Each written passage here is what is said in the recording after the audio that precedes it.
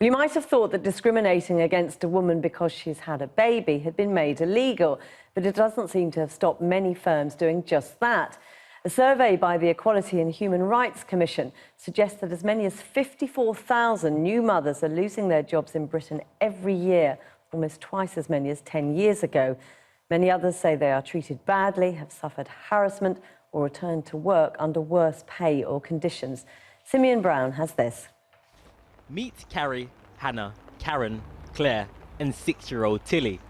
Then add one Channel 4 News reporter to ask these working mothers their response on new research showing why having children may be harming the career prospects of professional women. The figures suggest that 54,000 new mothers may be forced out of their jobs each year. Almost 1 in 10 of those who completed the survey said that they felt that they were treated badly on their return to work. And 1 in 20 said that they felt pressure to hand in their notice. I think the problem is that a lot of this happening, it's very kind of under the radar. So it's not really overt. The employers sometimes, and not always, consciously and unconsciously as well, just because of lack of knowledge and lack of understanding about how to deal with a woman who comes back after a baby.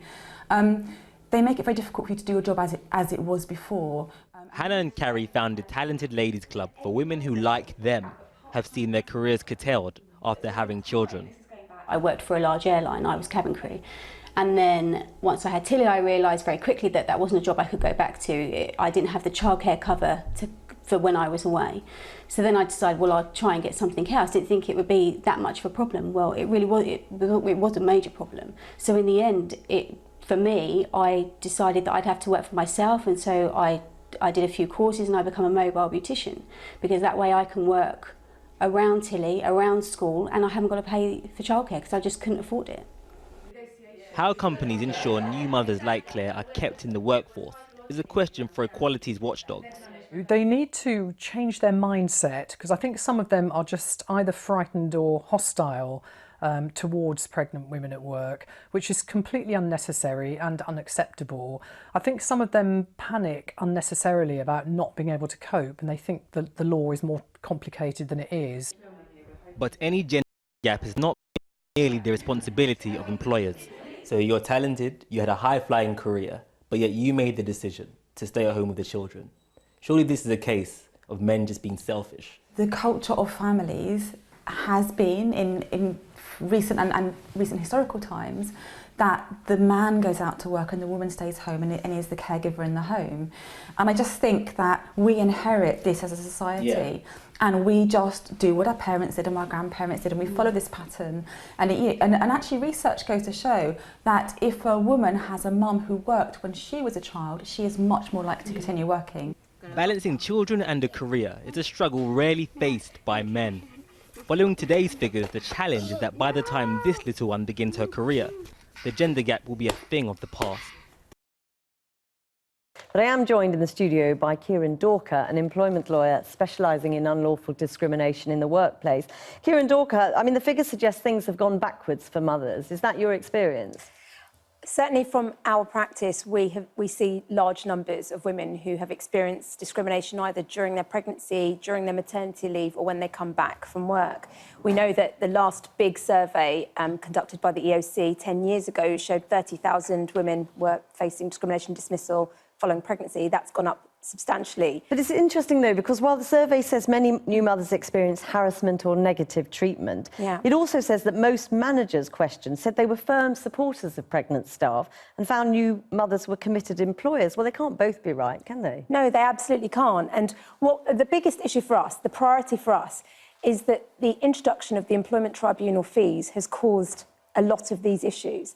Now that employers know that women are much less likely to bring an employment tribunal claim because it costs them £1,200, they are more relaxed about equality issues and are more likely to discriminate because the risk of having to, face legal redress has massively diminished.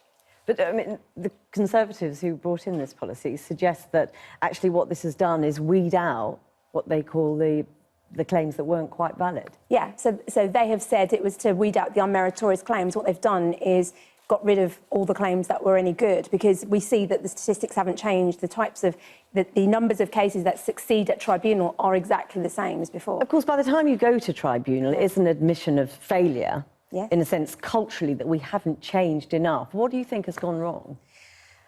That is, I can't answer that question. I don't know what's gone wrong, but what I do know is that the culture needs to change, and it needs to change now. We can't have this for our daughters. We've been struggling through this for such a long time. We can't continue in this way. Although there have been huge moves forward in terms of maternity leave, in terms of benefits, in terms of women being able to go back to work and go into their old jobs. And the current big change at the moment is shared parental leave, where fathers can take responsibility in the first year of childbirth, and we hope that men will take it up.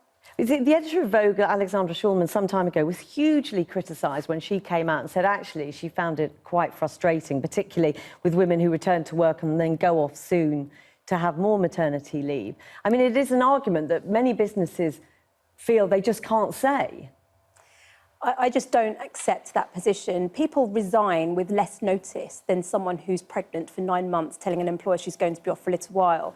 If you invest in those women, stay patient, they will come back and they will be loyal and committed to your environment, your work environment. A diverse workforce is a happy workforce. But her argument is that, you know, offices change, work changes, and it's not always possible or feasible to bring somebody back into that same workplace after a year on. Keep talking to her, communicate with her. She's still available when she's on maternity leave. Kieran Dorker, thanks very much for joining us.